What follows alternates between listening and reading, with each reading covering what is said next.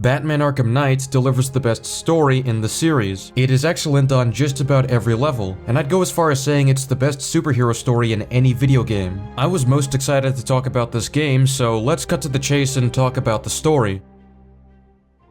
Batman's not about saving the innocent, no, he's about punishing the guilty. And don't get me wrong, he'll look for you, or he'll try. But when it comes down to it, when he has to make a choice between you and the mission, he'll choose the mission. Every time. Arkham Knight is an interesting departure from the previous titles within the Arkham series. The first two games were centered around Arkham Asylum and Arkham City, two of which are settings. This time, the title is representing a character, the Arkham Knight. And I think this is an interesting spin because, while the setting is in Gotham City, the setting is altered in a way that reflects the Arkham Knight. His design reflects militarization, which reflects on the tanks that transform Gotham into a war zone. He represents a twisted version of Batman that uses militarized force to drive fear in Gotham and take away Batman's control. He changes the landscape in a way where the scum aren't afraid to step into the streets. They're welcomed into doing so. It reflects the ways he wants to make Batman suffer. He wants him to lose his sense of control and reverse fear into a weapon to be used against Batman. We hold a city ransom. We create panic. Then chaos, distraction. As they run scared, we emerge, take over his habitat. Every rooftop, road, and back alley. We draw him out of the shadows and chip away until he has nowhere left to hide, and no one left to hide behind. Arkham Knight is an effective reversal of Batman because he takes everything Batman has at his disposal and flips it back onto him. From his ability to provoke fear, his design, his tactics, his connections, all of it. The game does a great job of portraying his ability to predict Batman's moves and displaying how his obsession with outperforming Batman grows throughout the story. And just so we're both on the same page here, I fully intend to kill you. But first, we're gonna make you suffer. Come on then, hero! Let's see if you can keep up with me! Nice shooting! Wish you could be in there, but then, you just hold back. You're good, Dark Knight. Even better than I remember. It's gonna make it even more satisfying when I kill you. You wiped them out, sir. We're gonna need more tanks.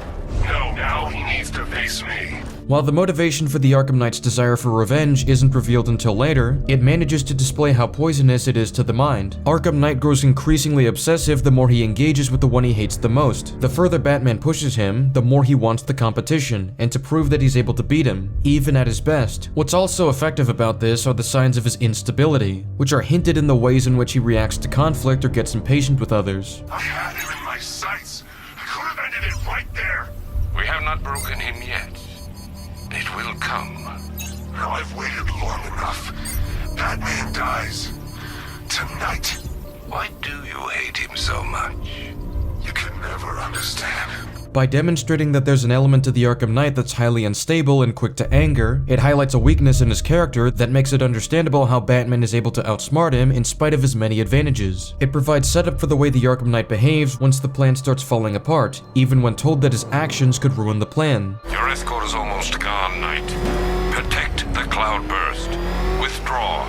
You can't defeat me. The cloudburst is too powerful. What do you think you're doing? Finishing the job. This is not the plan we agreed upon. It's a plan that works. He's trying to overheat the cloudburst. Leave now. He cannot win. You will have your chance to kill him. I'm not waiting anymore.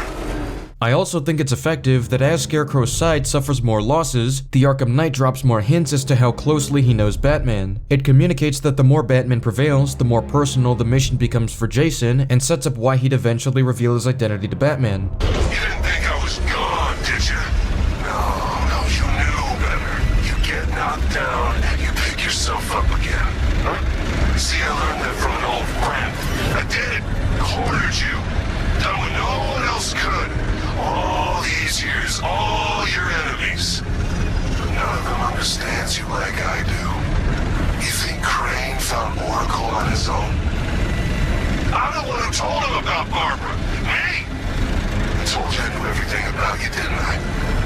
Don't worry, Bruce. I kept some secrets to myself. To Jason, he needs to make up for every loss he faces, even on a smaller level. Every time Batman gets an advantage, he feels the need to make up for it by making sure Batman knows that he outsmarted him. Every time Batman significantly progresses, Jason needs some grand spectacle to retaliate. Jason choosing to compromise the Cloudburst's success every time Batman gets a hit on him clearly demonstrates this. Alongside him resorting to the excavator to corner Batman, he can't be satisfied until he returns every favor back to Batman, unless he picks himself back up every time Batman surpasses him. And when we learn why Jason became the Arkham Knight, we get to fully understand where these deep-rooted desires and obsessions are coming from. How long did you wait before replacing me, huh? A month? A week? I trusted you! And you just left me to die! That's not what happened. You always told me, Bruce. Focus on what I want to achieve, and it'll happen. You wanna know what I want now? I want you dead. And when we look back at these flashbacks, it makes sense as to why Jason would turn out this way and have the perception that he does. He thought Batman was going to save him, but he eventually lost hope. So you're supposed to keep me talking, play for time, wait for Batman. That's what he taught you, right? I've got nothing to say to you. Me? I talked for hours, because I knew, right? Batman was on his way to save me. And the bastard just let me talk. Eventually I just ran out of things to say. So trust me, you can't count on Bruce to save you. And what's even more tragic about his turn is that the Joker knew how to get to him. He gave and omitted the right information to condition Jason to hate Batman, by playing on what Jason believes Batman would or wouldn't do. It's been 6 months now, Jason. I think it's time to face that. Screw you. You're my sidekick now. Imagine it. You and me, out on the streets, starting fights, picking on the weak. A regular dynamic duo. Just like Bats and that new kid of his. No, he wouldn't. You think? So, this isn't Batman then? Oh, weird. The pointy ears are usually a dead giveaway. I didn't want to show you that photo. Really, I didn't. But, well, it was the only way for you to get closure. The saddest part about this flashback is that the Joker didn't even have to fabricate that much. He just had to show one photo without context. Batman actually did bring a new Robin into his war against crime. And no matter what Batman's intentions were, Jason would innately feel that he was just replaceable by Batman, that he wasn't seen as that important enough to the mission. He had to sit there for the rest of his time at Arkham. He had to be reminded by the Joker that Batman left him and is never coming for him. Who do you hate? Batman. And through that experience, it makes sense as to why Jason would think that Batman isn't about saving the innocent, and why his idea of revenge is to do everything in his power to undermine that mission. And while his hatred for Batman is strong, he doesn't abandon his humanity entirely. There's still a part of him that does care about the other people in the Bat family, and wants them to understand his perspective. Jason, this is wrong. This is justice. He left me. He lost you, and he mourned for you. Come home. I can't go back. You don't know what Joker did, Barbara. He hollowed me out and filled me back up with hate and... Jason, we can fix it. I can fix it! I know now what to do. I take all this pain, all this blackness, and I put it all in a bullet, and I put it right between Bruce's eyes. Joker's dead, Jason. You want revenge on the man who hurt you? You've got one shot. Come back to the manor. Let us help you. Don't let Joker win. How's Alfred? He misses you. We all do. The Cloudburst is charged, Knight. It's time. Someone put a gag on her. Anyone hurts her, they're a dead man. This is a really great audio log because it not only shows that Jason has a code, but it also shows that there are elements about him that can bring him to redemption. He isn't just lost forever, Batman still has a way to save him. And what's great about Jason's redemption is that Batman's final confrontation tells a different story than what Joker has told him, and the one Jason has told himself. His change is explained through Batman's actions. One of the ways this is done is by Batman taking accountability, which exposes a fatal flaw in his methodology. I was just a kid. You turned me into a soldier, sent me to war. While Jason is running off a faulty reading of Batman's intent, his experiences caused him to develop a valid critique of Batman's character. Jason was a troubled kid when Batman brought him into his wing. He needed a better upbringing to improve the trajectory of his life. Because of what being Robin has done for Dick Grayson, Batman similarly thought the same could benefit Jason Todd and help him overcome his inner demons, just as being Batman helped him. But Jason was still a troubled kid who needed other ways to help him through his problems. He became impulsive and tried to take on the Joker himself, only to be tortured by him for over a year. And this only makes more sense of Jason's upbringing and why he turned out the way he did. He wasn't given the proper support to develop into a better person, who can work through the troubles in his life instead of turning them into a reason to lash out. That's really what the Arkham Knight was at the end of the day, an angry kid lashing out against the world that had failed him. It's no wonder that Jason hesitates to believe that Batman can ever understand. Joker got to you. I know what it's like. Don't pretend to understand! You're Robin, Jason. You're not what he made you. Stop! Stop talking to me! But what changes Jason's perception is the simple fact that Batman's actions don't reflect his understanding of him. If Batman truly chose the mission over his allies and only cared about punishing the guilty, you'd think he wouldn't even try to empathize with Jason. You'd think he would just take him down and proceed with fighting Scarecrow, right? Well, what does he do the moment he wins the fight and has an opportunity to punish the guilty? You did this to me! I'm sorry. You left me to rot in that abandoned wing of Arkham for over a year! With him! It's not too late. We can fix this. Together. Instead of punishing Jason for everything he has done, Batman takes accountability and tries to understand his pain. He wants to fix everything, so Jason can't pull the trigger. The father figure he knew was sincere from the beginning, and he realizes that the Joker played him the whole time. All he can do is look at himself in shame. He can't bear to look at the people he wronged. He just needs to be alone right now. And in his isolated reflection, he realizes that the only way he can make up for what he did is to help Batman save the day one last time. So he leaves a signal to hint that he's tracking Batman, and Alfred later confirms this to Bruce. Master Bruce, can you hear me? I'm detecting someone tracking your movement through the city. I knew he would. I think I may have missed something, sir. Who are you talking? Using his connections to Scarecrow and the militia, alongside his inside knowledge of how they operate, he's now fighting to save Batman and his family. Now, he's using his knowledge of how Batman's enemies think to save him. It's a fantastic redemption for his character. While he doesn't fully align with Batman's morals, he does regain his sense of justice. But even through Jason's growth, there's always the tragic element that he'll forever be detached from the Bat family because of the weight of his actions. There's always going to be that baggage tied to who he was, and they'll never be able to reconcile their differences and whether or not criminals need to be killed to serve justice. So as a middle ground for this, Jason fights on his own afterwards, knowing that it's better off that they go their separate ways in spite of the resolution. Say hi to Joker for me. Fear makes you predictable. I am in complete control. Scarecrow in Arkham Knight is a natural evolution from his character in Arkham Asylum. Last we heard of him, he wanted to bring down Batman's facade and do so by controlling the city through fear. Why fight it, Batman? You're as crazy as the rest of us. You need us as much as we need you. And to prove it, I'll flood the catacombs with enough fear gas to break the minds of everyone in Gotham for 100 years.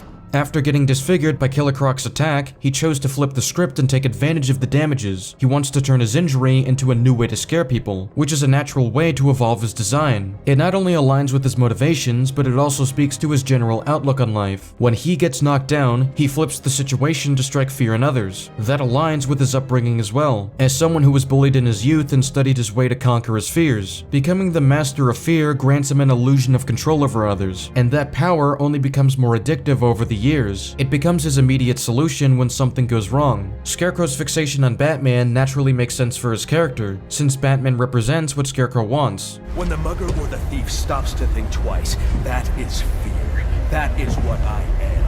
and by constantly undermining villains like Scarecrow, he ends up holding the title of the Master of Fear. It strengthens their dynamic because it gives Scarecrow a reason to feel envious of Batman. There's a deeper reason behind why he wants to destroy Batman, besides constantly being stopped by him. Batman's mere existence undermines what Scarecrow represents, and no matter how much he tries to conquer his own fears, there is simply one he can't escape. It's not enough to just kill Batman. He knows that'll turn him into a martyr and make for a more merciful ending. He needs to undermine Batman's existence as well, to the point of no return, and to make up for all the times Batman has instilled fear in others. You're not dying. It just feels like you are. My toxin is filling your lungs, drowning you in your greatest fears. What can you see? A city engulfed in fear. Betrayed by those you trust the most. Your darkest secrets revealed. As I tear your mind apart, Gotham will watch. I will cut that mask from your face, and the whole world will see the fear in your eyes. Then they too will understand. There is no savior, no more hope, no more Batman. What's really effective about Scarecrow's plan is that it's heavily adaptable, so it makes sense of why Scarecrow is willing to draw out his encounters and why he remains confident in his victory even after the setbacks. When the initial Ace chemical bombing fails, Scarecrow has the Cloudburst to fall back on, and even when that fails, he has a last resort that can force Batman's downfall, one that's based on a strong understanding of where Batman is most vulnerable. Nothing hurts like losing one of the family, knowing that there is no one to blame but yourself. Even if every major plan of his fails, everything circles back to unmasking Batman and exposing the myth of him being Gotham's savior. As the world sees the fear in his eyes and loses hope while watching, he still wins in the end. It makes him a really effective antagonist because he's able to target Batman where he's most vulnerable. He's not just a physical challenge for Batman, but also a challenge to his emotional core and his symbol. Batman was born out of loss, and Scarecrow manages to challenge that by associating loss with Batman, whether it be through death or betrayal. You will bring death to all who follow you. It is time for the people of Gotham to see their savior for who he truly is.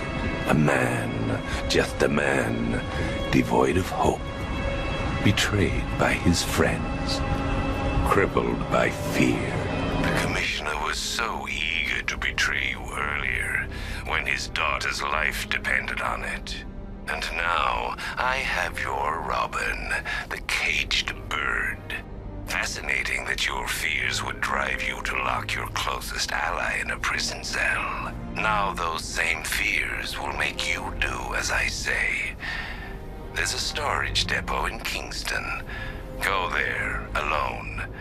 Prepare to take off that mask, or your friends will die. Through Scarecrow's threat, he brings them back to where it all began. It resonates with the visions we saw in Arkham Asylum, where Bruce was strapped to a gurney and being transported into the asylum. Scarecrow has now brought that nightmare into fruition, where he's the one in control of what happens next. No matter what setbacks he faced, all of this was going to lead him to using his allies against him so that he can destroy Batman's image. I'm going to rob them of hope. As they stare into your eyes, they will blame you. Failure will have a face and a name. What makes this scene so compelling is that it completely dismantles Scarecrow's worldview. Even at the moment he seems to have won, Scarecrow believes fear is the fundamental force that defines human nature. In his eyes, people will always betray one another when pushed far enough, because fear outweighs loyalty, convictions, and ideals. Whoever can instill the most fear holds the true power. By exposing Batman's identity and destroying his symbol, Scarecrow expects everyone to blame him and abandon him. Instead, the opposite happens. Batman doesn't defeat Scarecrow by proving that fear doesn't exist. He defeats him by proving that fear isn't absolute. Fear is an unavoidable part of life, but it doesn't have to dictate our choices. Life does have meaning beyond fear. Batman's allies remain by his side despite how their lives will change now that his identity is exposed. Nobody turned on Batman despite what Scarecrow believed. The only one who was turned on was Scarecrow, because Batman inspired Jason to fight for something greater than his pain and hatred. That decision is driven by faith, not fear. Faith is what gives meaning to these decisions. Faith is what allows Batman Batman to overcome the fear toxin. Faith is what keeps his allies loyal despite the cost. Faith is what allows Gotham to hold on to hope for the city, and that's the true takedown of Scarecrow's view on human nature. Fear may be powerful, but it isn't what gives life meaning. That's the fatal flaw in his philosophy, and in the end, the only character that becomes overruled by fear is Scarecrow himself. What's wrong? Scared. If you trust them, Victor, take your shot.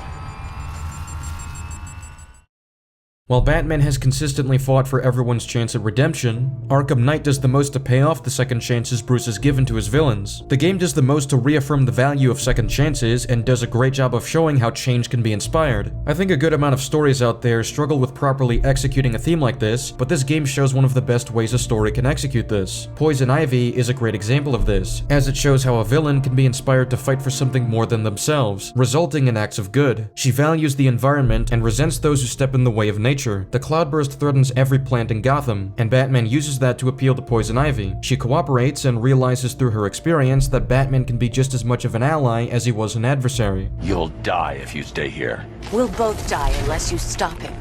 Throughout the game, she realizes what it means to make a sacrifice play. She has to put herself on the line to save the city she hates and ensure that nature gets to prevail. She's willing to put her animosity and desire to live aside to protect what she loves, and that's what brings her to committing a final act of good. It doesn't transform her into a hero or cause her to share Batman's ideals, but it demonstrates how the best part of someone's character can inspire acts of good. I think that's a fairly sincere way to have a villain make this kind of sacrifice for the city. Nature always wins.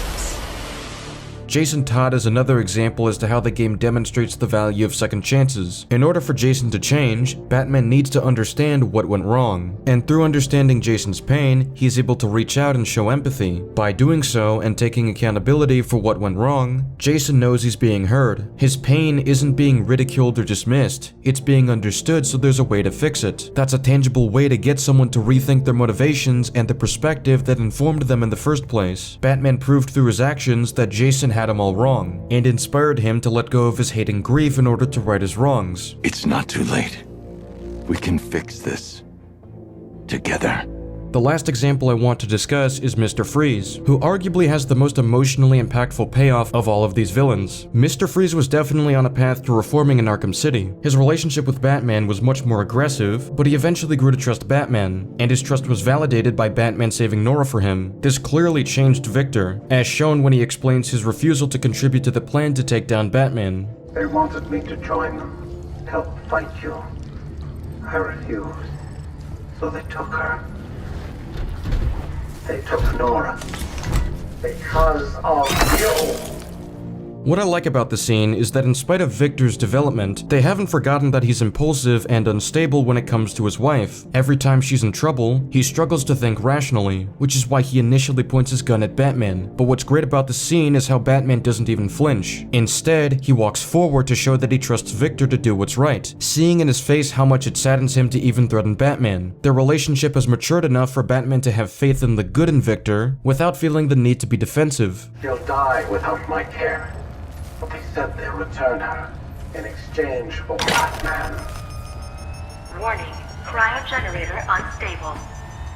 If you trust them, Victor, take your shot. Warning, cryogenerator unstable. By showing compassion to Victor, he was able to transform their adversarial relationship into mutual respect for one another, and he maintains Victor's trust. Instead of starting a fight, Victor decides to trust him, showing that he has grown from Arkham City. And when Batman saves Nora, he allows her and Victor to have their closure. He knows they don't have a lot of time, so instead of sending Victor to the GCPD, he spares every moment they have together, knowing that's all Victor wants. By understanding Victor's pain and the driving force behind his actions, Batman is able to reform him and put an end to his villainous lifestyle. It's all gone. I can't save you. Maybe there's another way. Victor, this isn't you. I won't let you destroy yourself anymore. I wish I could have told you sooner. I don't want you to die, Nora. Then let me live. And through Victor's final moments with Nora, he learns a valuable lesson about preserving the time you have with your loved ones, and how his lifestyle was preventing him from doing so. So in Nora's final moments, he makes the most of what they have left. We won't have much time. Days.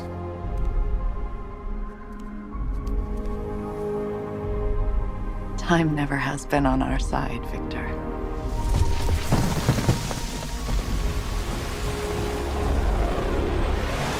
All of these developments were inspired by Batman. He helped them grow to make better choices and relied on their most redeeming qualities to do so. That's a tangible, believable way to reform villains and prove that their second chances are valuable. There's a clear understanding as to why they've changed or how they're motivated to do good in the end. Though this demonstrates the capacity for villains to change, the game doesn't shy away from the reality that not everyone will. There are characters that are too committed to their ways or haven't had the proper development to be reformed yet. Characters like Scarecrow, the Riddler, and the Penguin represent that. Batman does tell Two-Face that he still believes Harvey is in there, but there isn't a payoff where Harvey gets reformed. And I don't think the side of Gotham represents a failure in Batman's beliefs. Rather, it demonstrates that there's a complicated process behind reforming villains. And I think the game delivers a well-balanced representation of this. Batman's belief in second chances is validated through characters who have changed for the better, which is demonstrated through a clearly defined process. On the other hand, not everyone has changed, and the reality is not everyone will, but we at least know that it's possible, and that's all Batman needs to have faith in the betterment of people, even as villains. You've seen what happens when you drag your friends into this crazy little game of ours. Batman's family is a huge focus in the story, and I think the game does the best job of exploring these characters. As a whole, they're meant to reflect the mistakes and successes within Batman's career, and play into Batman's journey as to how he decides which is which. Jim Gordon's character has one of the strongest focuses in the game. His primary conflict with Batman comes down to his fear of losing his daughter, and the guilt he'd carry if something happened to her. It's a reasonable motivation given the history he has with Gotham, and how his daughter was paralyzed because the Joker wanted to get to him. So we can fully understand why he'd become distrusting of Batman once he learns that Barbara was kidnapped, because behind his back, she's been working with Batman for all these years. She works for you? This is all your fault. I will find her. She's my family! My daughter! She's all I've got! I never should have trusted you. Never!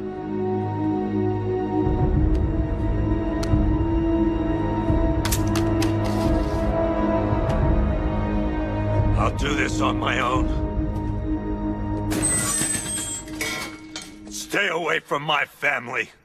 And what's really great about this exchange is that it builds upon one of Batman's greatest fears. Is Batman responsible for the consequences of bringing allies into his mission? Are they fighting with him, or are they fighting for him? Jim Gordon is a great character to drive these moral questions because he didn't have a say in any of this, even though it's his daughter who's involved. From that perspective, it's easy to criticize Batman's side. Batman understands where he's coming from because he's also facing the stress of having to save Barbara, so he doesn't even bother defending himself here, and possibly losing Barbara motivates Batman to involve his allies even less. Still lurking around on rooftops. You shouldn't have come here. Not tonight. An excellent moment for him is when he experiences Barbara's death, where he's forced to confront the consequences of having to bring allies into his mission. Barbara doesn't just die in Batman's vision, she dies to escape from Batman because she's scared of him. It reinforces the feeling that he's responsible for these consequences. You won't get me. I won't let you get me.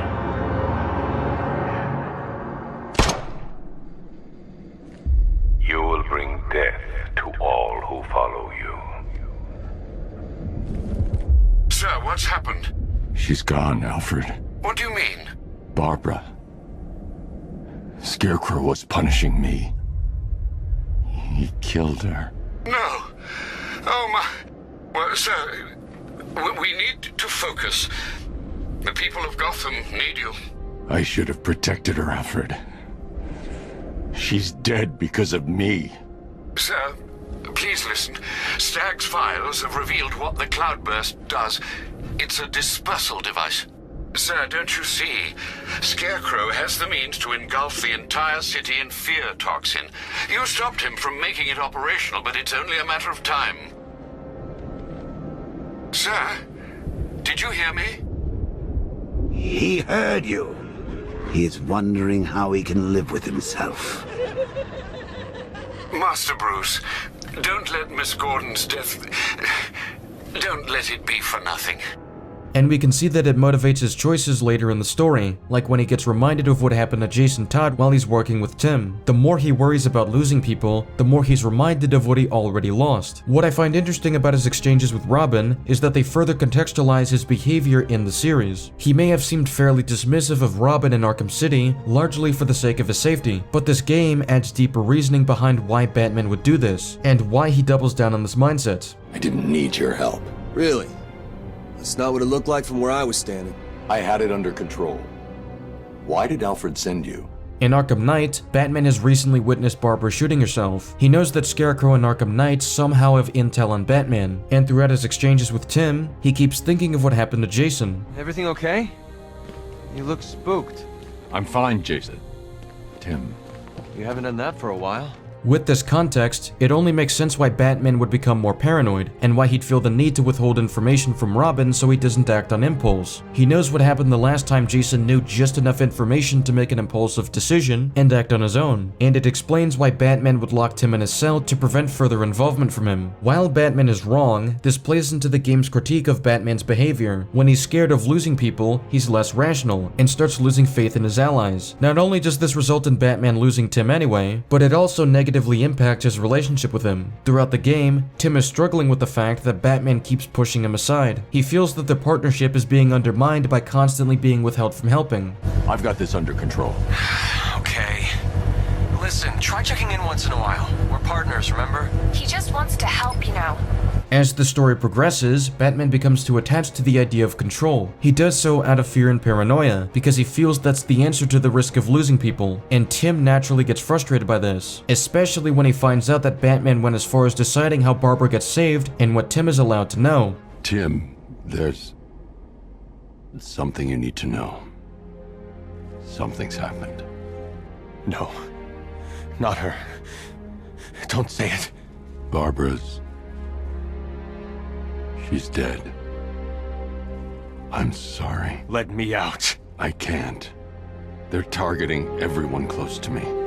I won't let them get you as well. Bruce, please. I have to do this. No. You son of a bitch! How dare you! You don't get to decide! Get away from me! Go! It's such a great moment because you can feel Tim's anger. It's completely understandable when you look at the events in these games from his perspective. And it raises a very important question. How does Batman get to decide who gets involved and who doesn't? Is it really fair to dictate all of this based on Batman's emerging fears? Is he rational enough to make these calls? Don't worry about Robin, Batsy. I'm sure he won't die. Well, fairly certain anyway.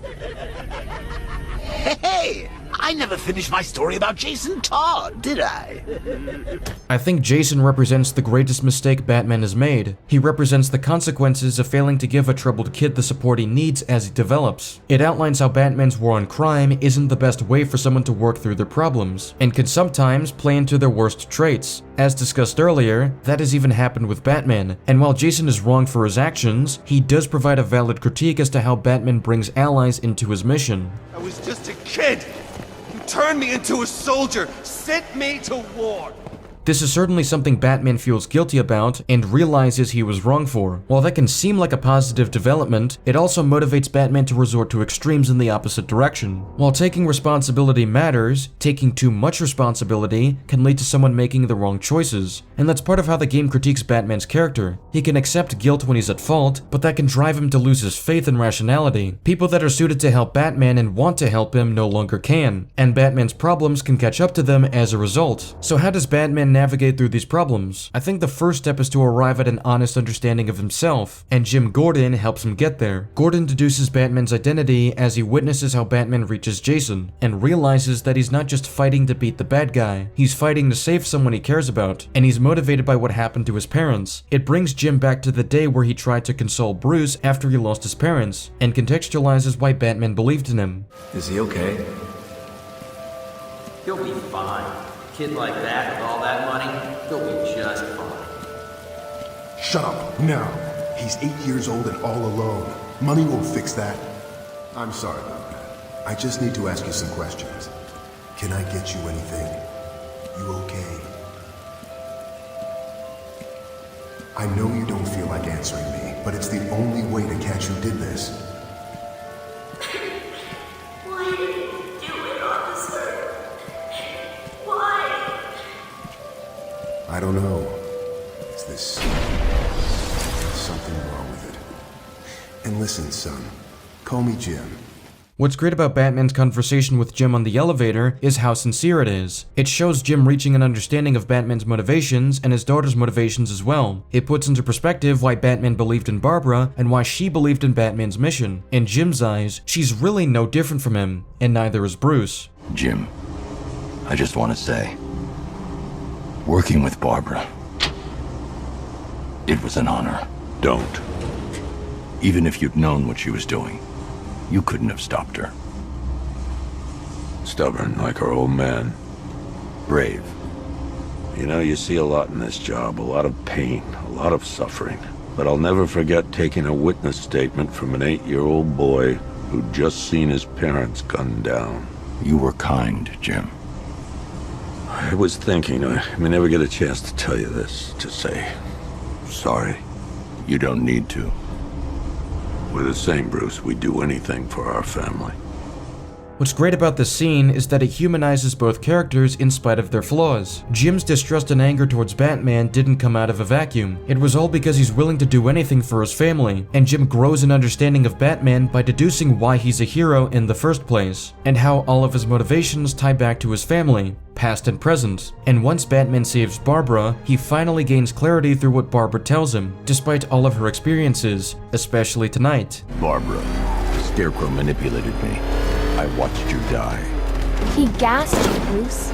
You don't need to worry about us or feel responsible. We're fighting with you, not for you, okay? It's good to have you back. Through Jim's reassurance as to why they do what they do, Batman can clearly see that he's not just using people, he's not just bringing in people to fight for him. His allies are a product of their belief in his mission and his symbol. No matter how imperfect Bruce is, no matter who gets caught in the crossfire, his family is defined by their shared beliefs, and his faith in his allies becomes reinforced through this understanding. I won't let you down. I know. He's strong. He's going to be okay. Look after him, Jim. Look after them all. You've been a good friend. The best I could ask for.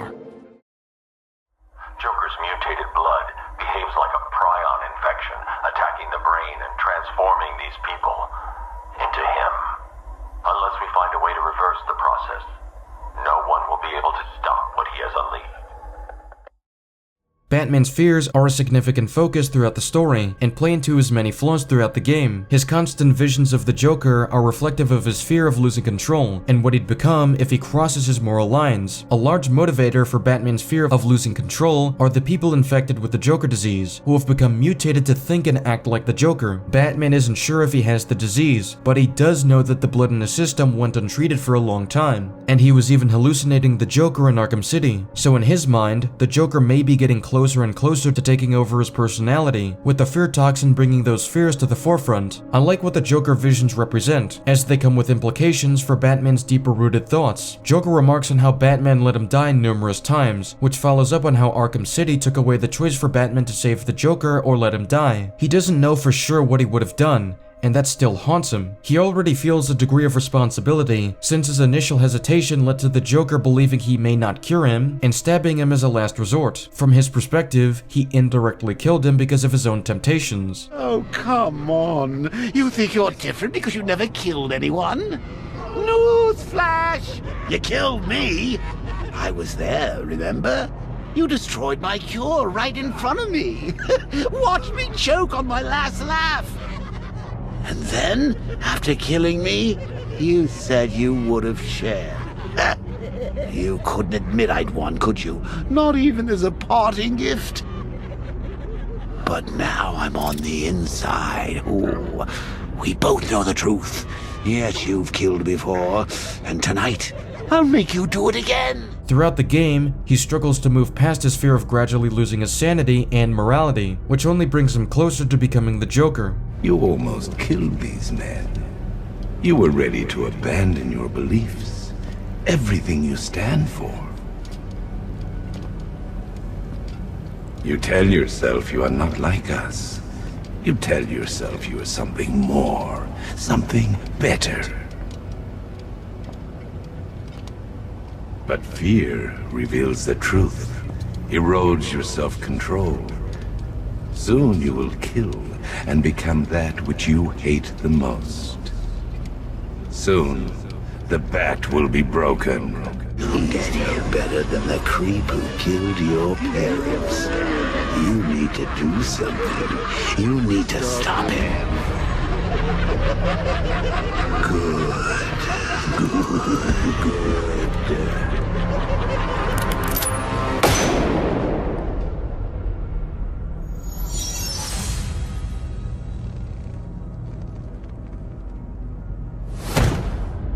All Batman can feel is ashamed. He imagined himself pulling the trigger, which seems to indicate that he has those impulses to be a killer. It plays into his guilt for the Joker's death because it adds credence to the idea that maybe he was going to let the Joker die. Maybe he is slowly changing to be more like the Joker, and there's only so much he can do to resist and deny it. I changed my mind. Kill him! Now that's unexpected. You're gonna be spectacular.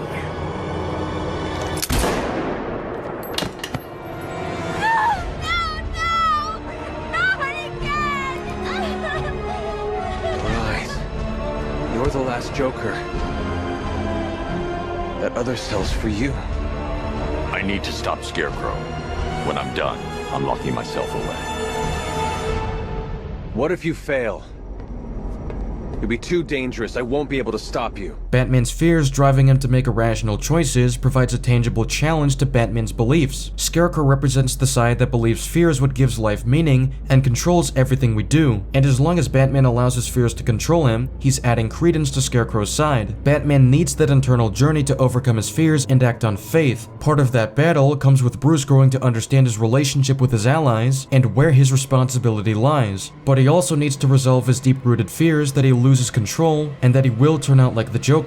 And the more he envisions this, the harder it becomes for him to deny. There's only one way to stop me, Brucey, old boy.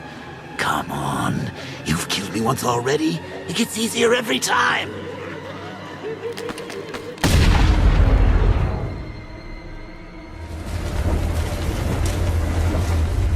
So you finally lost it, eh? Finally snapped my neck. No denying it this time. You've got the mind of a killer. And that mind is mine. It's over, Bruce. You crossed the blood-red line. And now Scarecrow's going to set me free. Batman revisits a location where he previously experienced an internal battle, one where he worries if he's any different from the people at Arkham Asylum, but grows to realize that his mission is what separates him from the rest. Arkham Knight challenges that realization by forcing Batman to envision himself losing control, proving through his thoughts and impulses that there may be a part of him that is like the villains he sent to Arkham Asylum, and through his paranoia of the Joker personality manifesting itself, he worries that he'll lose himself forever. The internal battle is well demonstrated by the Joker taking Batman's place. We get to see how terrifying it is when Joker is given Batman's skills and resources without anyone to stop him. Please listen to me. After all the good you've done for the city, think about what you're doing. Sir, I'm begging you. Master Bruce. Batman, you have to listen. Think of your family, Bruce. Your father, what would he say if he saw you like this? Please, please stop this rampage. Oh, Alfred. Sweet, loyal Alfred. Master Bruce is gone. But don't you worry. Your new master's coming home. With how far gone Batman's mind has become, he knows that denying the Joker presence isn't going to change what he experiences. It won't change his fears. That'll always be a part of living. The whole game, he refuses to directly engage in conversation with the Joker, but this all changes once he thinks of a new plan, one that can overcome the transformation into the Joker. Throughout the game, Batman has become too attached to the idea of control because of his own fear and paranoia, and through his experiences, he grows to understand that. His allies help him make clarity on what's right and wrong. So instead instead of trying to control his fears, he lets it all in. He allows as much exposure to the Joker as possible, but only because he realizes that the Joker has something he's afraid of as well. Through a series of jokes at the Joker's expense, the punchline is that people have forgotten about him, and by accepting the Joker persona through the fear toxin, the Joker is forced to witness that. Oh, you think that's scary, Bats? When I get out of here, I'll write my name in blood on every street corner. I'll carve it on every corpse. No one's forgetting me! The Joker has always been obsessed with proving a point and making it known to as many people as possible, so that they're all brought down to his level. But what happens when he doesn't have an audience? What happens if the message is lost? What happens is that the Joker doesn't have a purpose anymore. He's no longer relevant, and by embracing his visions of the Joker, he's also embracing Joker's #1 fear, which becomes the key to shutting out that part of his mind. You're afraid of being ashes. You're afraid of being forgotten. And you will be forgotten, Joker. Because of me. Bruce overcomes his fear of not being able to control everything, alongside his fear of losing control. Understanding that there are consequences that Batman simply can't control helps him reconcile that the Joker's death wasn't his fault. The Joker made his choice because he wanted to haunt Batman forever. He wanted to be remembered for this. By the end, Bruce takes that power away from the Joker, which helps reduce credence to any reason Bruce had to believe that he'd become like him. And through that journey of growth, Bruce is able to overcome Scarecrow's challenge and undermine his fear toxin. I'm not afraid, Crane. Gotham needs something more, something worse to defend her. She needs a new myth. A legend more powerful than I can be right now. A legend that can only rise from the ashes of the Batman. It's done. Gotham is safe. Though the world knows that Bruce Wayne is Batman, Bruce has a plan to make sure he can continue his legacy as Batman. All of this is well set up with how much focus the game has put on how much his loved ones have been targeted. While Bruce isn't responsible for all of what happened, he's still responsible for how he proceeds from here. With the world knowing his identity, there's no telling what people will do to harm the people he cares about. So it's well set up as to why he would fake his death and put an end to Batman. Are you sure you want to do this, Master Bruce? I've got to. It's the only way to protect them. So where does this leave Bruce moving forward? How can he protect Gotham? I think the ending provides a fairly ambiguous, yet compelling answer to this. We know that Bruce has faith his allies will continue the legacy he put forth, but what about Batman's involvement? We don't know the exact way Bruce will handle this, but we do see what he means when he says that Gotham needs something worse. A new myth that rises from the ashes of the Batman. It appears that Batman is using the fear toxin, judging by how the ending looks visually similar to what Scarecrow sees when Bruce injects the fear toxin into him. What this communicates to me is that Bruce is repurposing the fear toxin to make people believe that following Batman's death, a bat demon suddenly shows up to haunt the criminals in Gotham. And honestly, that's more terrifying than anything Batman has or can do. The idea that Batman's death brought out a demonic spirit that haunts criminals in Gotham is such an eerie way to continue Batman's legacy, as if there's a supernatural element to the world that targets the criminals in Gotham. It delivers a whole new level of fear entirely.